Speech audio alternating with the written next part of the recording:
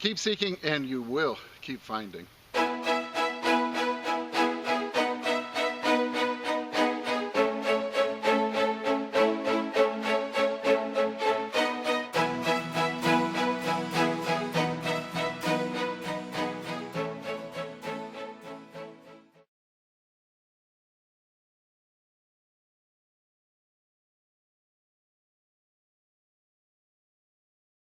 Well, welcome to Finding America. It's really great to see you here. Well, that's right. The channel surpassed a huge milestone recently and got its 1 millionth view. It's just unbelievable. And I wanted to thank each and every single one of you out there for tuning in each Thursday to watch Chris and myself doing what we love to do the most, and that's Finding America. I had to say, there is absolutely no way I could do this without your support each week. And I just wanted to say thank you so much. Well, this time I got another awesome picture from Brandon, who lives in the great state of West Virginia, sporting his favorite Finding America attire along with his son Bentley. Well, thank you again so much, Brandon, for that picture, and I honestly greatly appreciate your support for this channel. Now, if you would like to send me a picture of yourself wearing your favorite Finding America attire, or even using your Finding America drop cloth, you can send them to me at findingamerica01@gmail.com. So this July 4th, I decided to go back to those amazing hunting spots I have along the river, the old mill workers' houses. I just can't stay away from this place. No matter how many times I go there to metal detect, I always come away with some really interesting finds.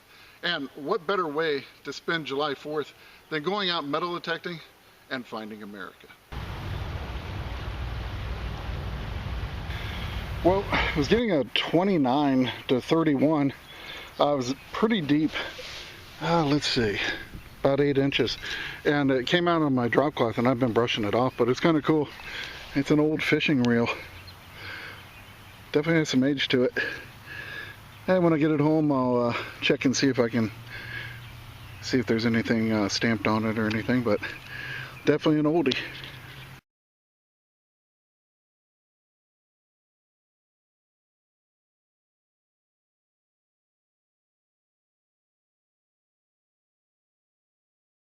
Well, as you can see, I'm kind of switching back and forth between the Vanquish and Equinox, just having fun out here. Got a piece of garbage, dug it out, then I got a 3132 over here, and I saw a piece of china, and I'm like, okay, cool.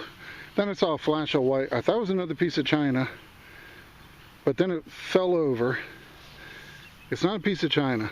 I want to show you to you how I saw it once it finished falling back into the hole, but check this out. How cool is this? It is some kind of ornament emblem with porcelain inlay, a lightning bolt with like wreaths on each side, and Grunow, G-R-U-N-O-W. I do not know what that is. I'm thinking maybe an appliance. I thought this was going to be an automotive badge, but that is awesome. I don't care what it goes to. That is just a killer piece, and it's old. I'm going to say 20s, 30s. So very cool. I'll get it cleaned up later, give you a better look at it, and I'll have to see what exactly Grunow made back then. Very cool.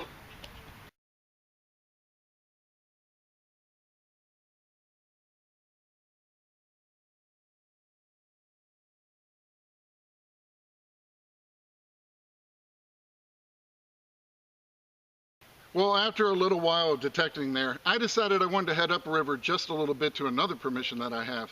Now, it's also a big empty field, but it once held some really nice early 1900s houses back in the day. Well, I was getting a 23 with this signal. It wasn't very deep, 2-3 inches, and I kind of popped this out, and I already took a peek at it. And don't know how old it is, but it's an old lighter, and it's a Ronson brand. Newark, New Jersey, USA, so it's got to have some age to it. But it's got a patent number and a trademark, so maybe I can date it, but pretty cool little find.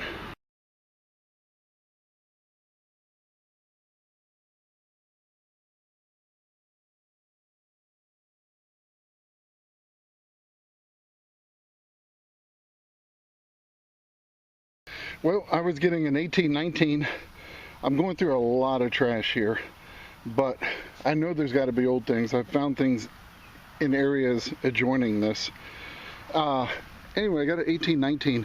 Dug down and I saw a nice looking old key pop up. Look at that. I love the shape of it. And yeah, this is going to be an older one. Let me see if I can get it wiped off a little bit. Very cool. I'll have to get that cleaned up, but that's going to be definitely 20s, 30s. Very cool old key. So I love digging them, and we'll see what it looks like after I get it cleaned up when I get home.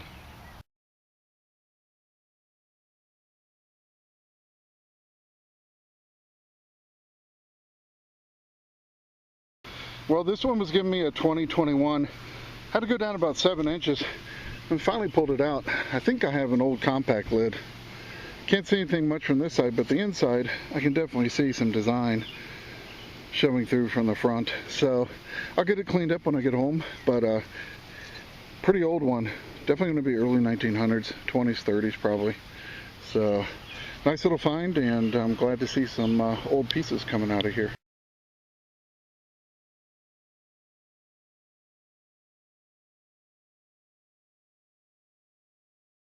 Well, I was getting a banging signal just under the roots in this wooded area above the home sites, and I got a pretty cool find. It's an old cap gun, but they have electrical tape wrapped all around it.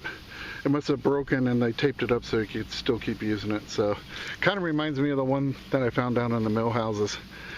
But pretty cool piece, and I'm gonna keep on going, but this is definitely probably 60s. So pretty cool piece. I really like it.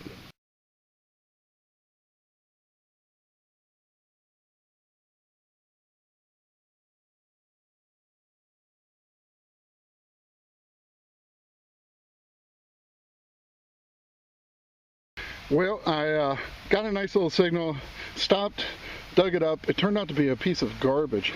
But when I knelt down, look what's right next to where I set my metal detector down. Looks like I might have a little face cream jar, milk glass, and it's just sticking out from the ground there. So I'm gonna go ahead and pop it.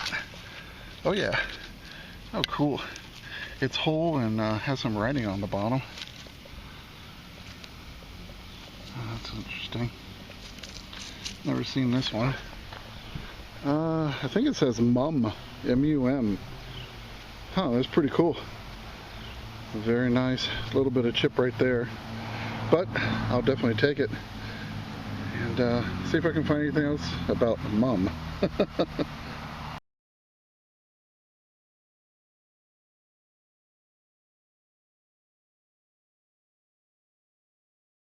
Well, when I'm out there metal detecting, I absolutely love when I can find something that teaches me something I never knew before.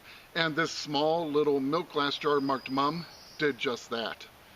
Now, amazingly, MUM was the very first commercially offered deodorant in the United States, and its beginnings date all the way back to 1888.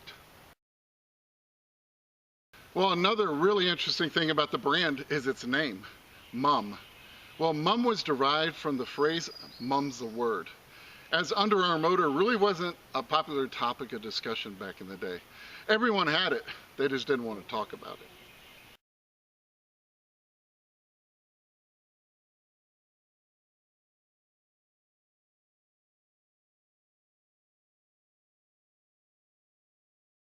Well, got another banging 25 signal. It wasn't very deep. I don't know if it's a compact lid again or what, but I'll get it cleaned up when I get home, but definitely an older piece. So might be in a little bit of a dump area here. It's not real concentrated, but there's a lot of stuff that looks like it was discarded a long time ago.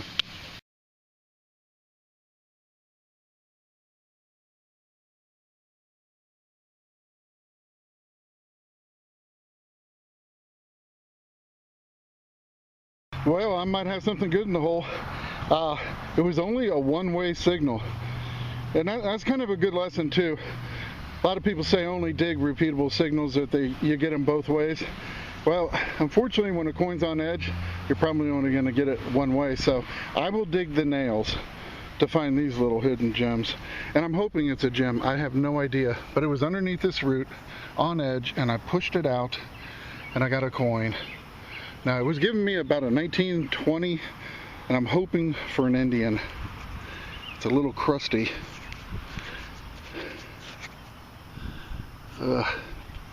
It's definitely crusty. It might be a weedy, I don't know, but it was definitely a nice coin hidden in the under that root.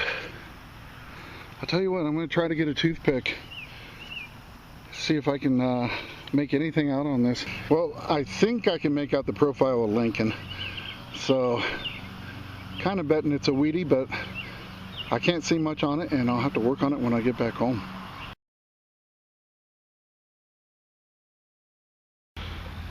Well, just continuing along, and I got a really nice high tone. It was a 3132, dug down, and it's pretty neat. Look at that little shaker top, maybe a salt shaker, but yeah, it's pretty unusual. Definitely an old one. So I'll get that cleaned up, give you a better look at it, but neat little find there too.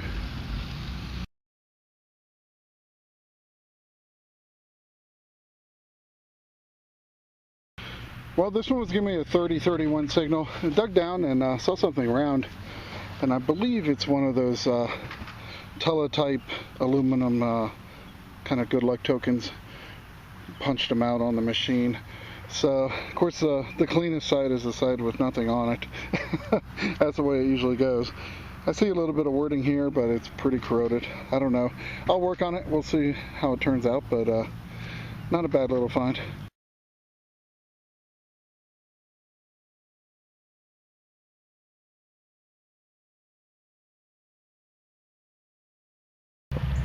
So while I was hunting down below, the owner told me he had another property up here, and I was welcome to hunt it. It's kind of in the woods on top of the hill above, and as you can see, it's pretty overgrown. I might have to wait till winter, and there's like a half-burned old house right here. So I was just kind of taking a peek at it, and I got some area here was kind of a little bit clear, so I was swinging my detector back and forth. Got a nice signal here, and I got something, I don't know, it's right up my alley.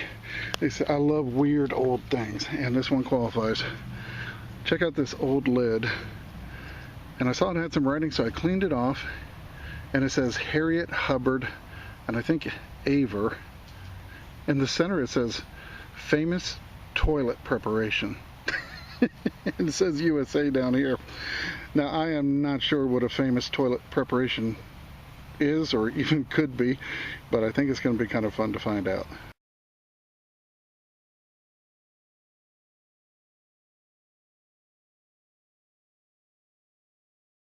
Well, Harriet Hubbard Air made all sorts of beauty and cosmetic products, and she was actually the very first woman in the United States to own her own cosmetics company, which she founded all the way back in 1866.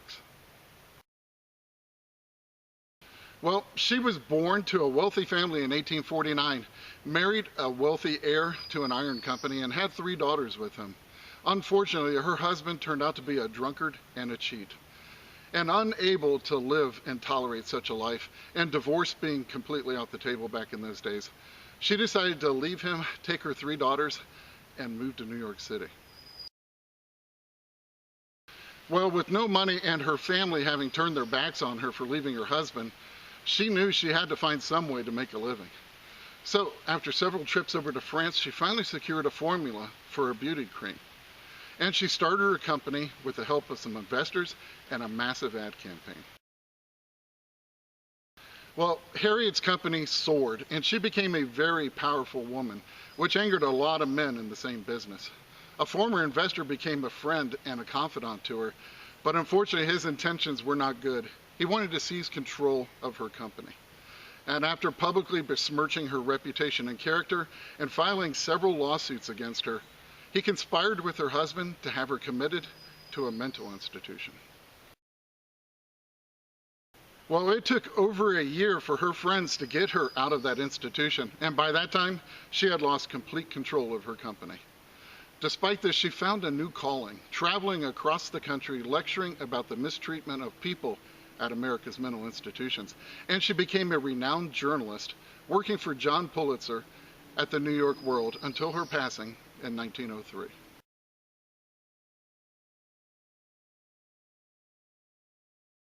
Well, I wasn't done yet. I still had a couple hours left to hunt, and I just had to go back to that new church permission I have, and I'm glad I did. Well, this one was giving me a nice 21-22. Wasn't very deep, 2-3 inches. Got a nice old weedy. I've been working on a little bit, trying to see what the date is. And it's another one that I don't see very often. It's 1930 with a Denver mint mark. So that's pretty cool. Well, I was going along, got a 19 signal, 20, and dug down, and it's pretty cool. I wiped this off a little bit, but it is a very old fishing sinker. And it's marked with the 3, so I imagine it's a 3-ounce sinker. But isn't that neat? I'll tell you what, it's definitely pretty old. It's got a nice patina on it.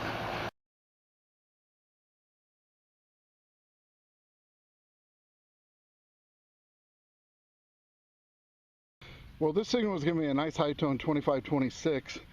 Kind of hoping for a silver dime, but it's still a cool piece. Now, if you guys find any of these, if you're just starting out, this is actually a good find. It's not just a piece of garbage. This will help you date the site you're on, because this is a retaining nut for a Model T valve stem on the wood spoke wheel. And if you look, there's still a little bit of rubber in there from the inner tube of the tire, because they ran on tube tires. But that's pretty cool. So this is going to date like 1910 to 1920s, right in there. So nice little find, and always a welcome sight.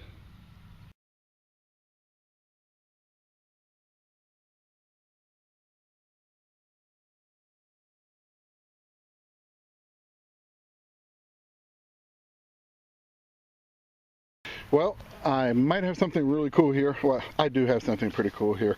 I was getting a 28, 29 signal, hoping for a quarter, but popped it out. And I gave it one wipe and then I put it down. Some type of a medallion or token. I can see the date like 1789 right here.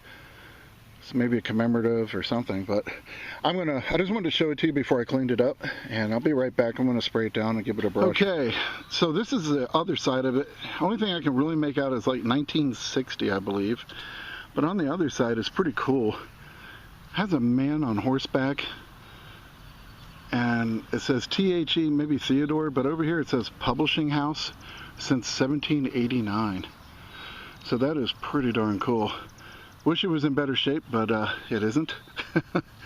So I'll tell you what, it's a pretty cool piece. Just a shame about the mower attack.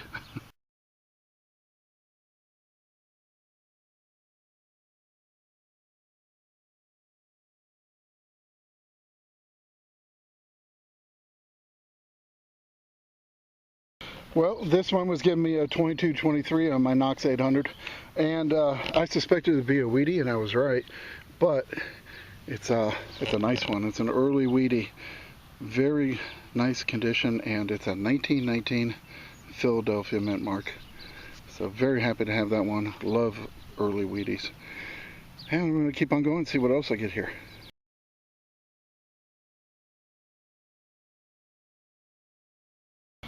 Well, this one was giving me a nice 23-24 signal. Dug about 7 inches down. I've been toothpicking it. It's a nice green, another nice green early weedy. And this one's going to be 1927. So yeah, definitely definitely getting a lot of old pennies out of here this time. Well, another signal was giving me a 28-30, hoping for a silver quarter again. But actually it's pretty cool. I had to go way down for this, about 7-8 inches. And check it out. I have no idea what this is. It has a mounting hole there on that side, not on this side, and an opposing mounting hole on the other side at the other end. And then these small little circles, I think they go through. I'm not sure. Here's the bottom side. That one's got me stumped. I'm not sure what it is.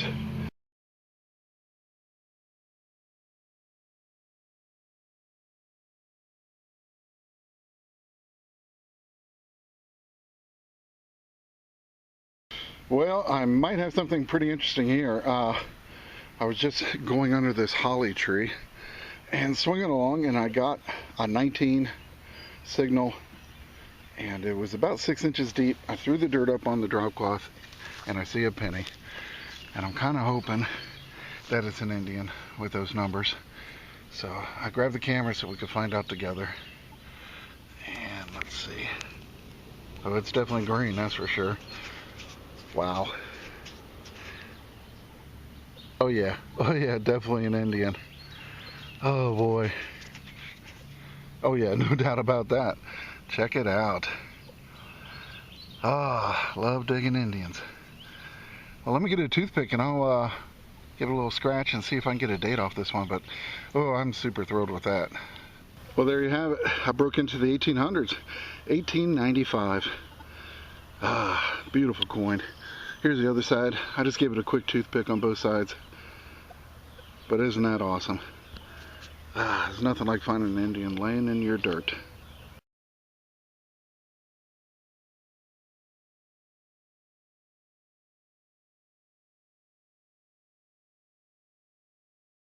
Well, I really hope you enjoyed this hunt. And coming up, I guess, in the vein of weird and wacky, I have some really cool photos coming up. And I don't know if you would call them mad science or progress. I'm gonna let you be the judge of that one. And remember, it's history that makes a find a treasure. And I cannot wait to see you back here next week on Finding America.